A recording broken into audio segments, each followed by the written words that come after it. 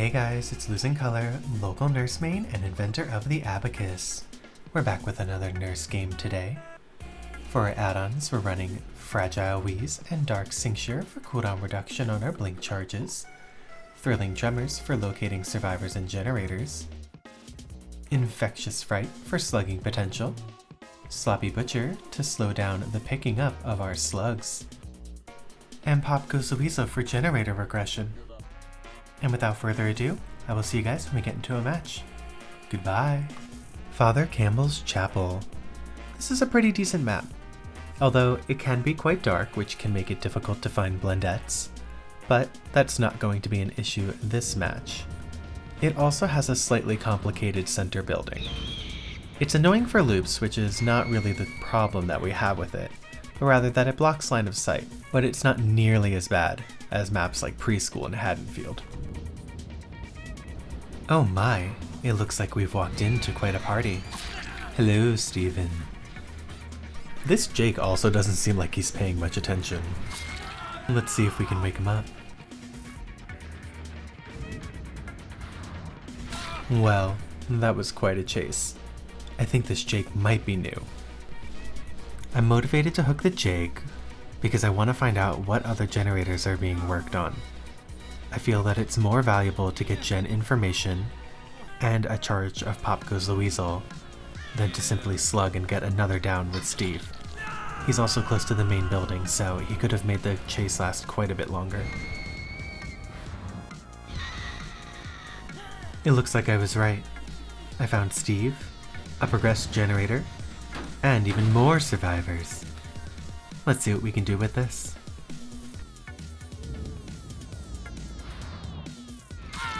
Perfect. That's what we call a precise blink.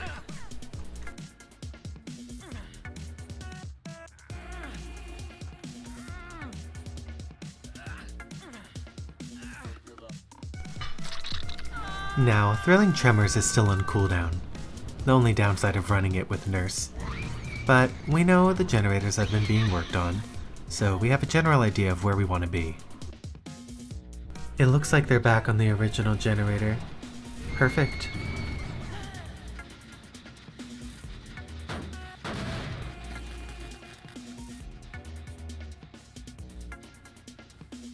One of the problems that I have with Father Campbell's Chapel is that the grass is rather tall, but the scratch marks don't seem to arrive over them.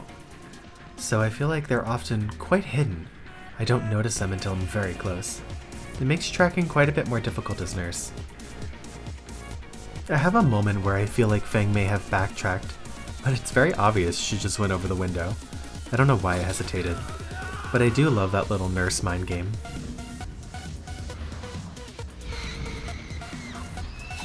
That was a little ambitious on my part. I think I just anticipated being a bit better. It's okay, mistakes happen.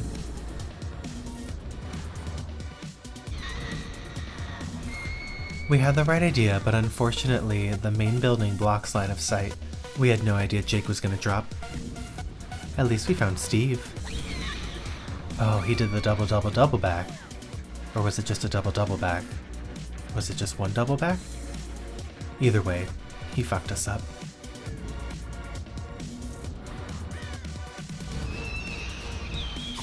This Steve is actually quite good. I'm making the mistake of trying to teleport to where he's going to be, rather than just going to where he's at currently. There we go. We blinked just close enough that if he doubled back, we would be able to catch up with our second blink, and not have to turn around. That was going to miss anyway, so I'm glad he used his dead hard. I guess he did not anticipate us going into the building. Oh well. See if we can interrupt this generator so we have enough time to hook Steve and use Pop Goes the Weasel. Maybe we can even get Jake down.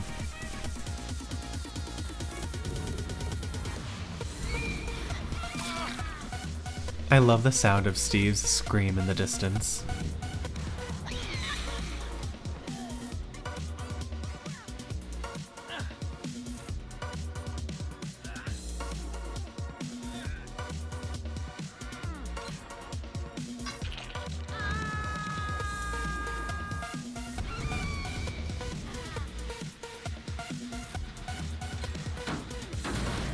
It's moments like these that I really value having Pop Goes the Weasel.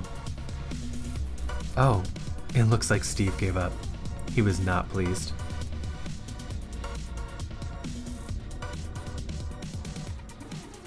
I'm really awful at keeping track of slugs. I have no idea where I knocked Jake down. Jake, could you announce yourself, please?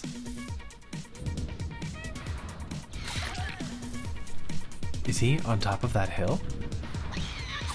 Ah, dead hard.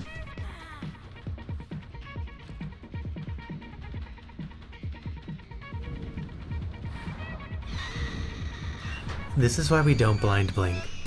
If we had gone too far, we wouldn't have been able to capitalize on Fang's mistake. For future reference, when you're trying to lock or juke in Nurse, you really have to make sure that she swings, because if she doesn't swing, the opening for you to retreat is very, very small. But if she swings, once she hits, you burst out of the locker and run. That's the only time it makes a difference. Here's an example of a successful locker juke from one of my streams. I'm injured, she's been chasing me for a while, and she's closing the distance very quickly.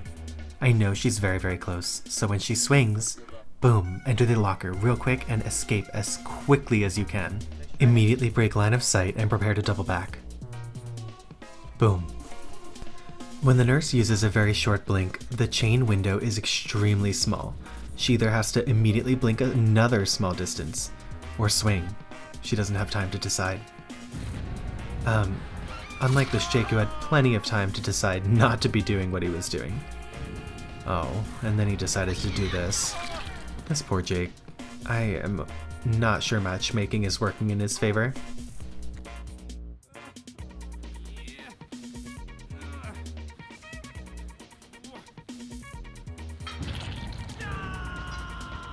Well, it looks like no gens are being worked on at least. Let's see if we can pressure the hook a bit.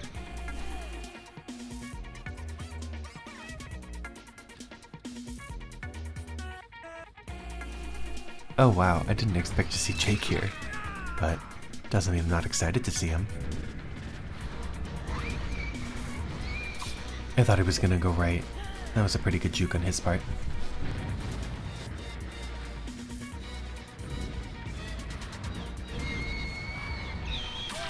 I love those hits where you get to do a full spin.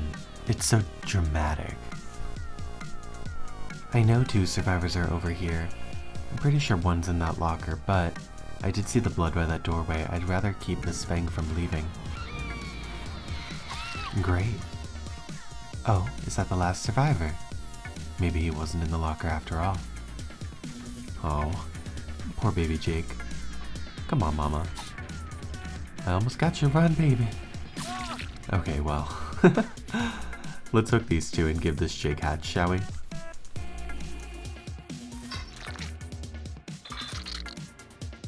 As usual, I couldn't find Hatch, so I made Jake do it.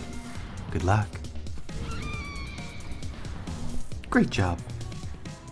Well, despite one of the Jakes being a bit of a new player, overall it was a pretty...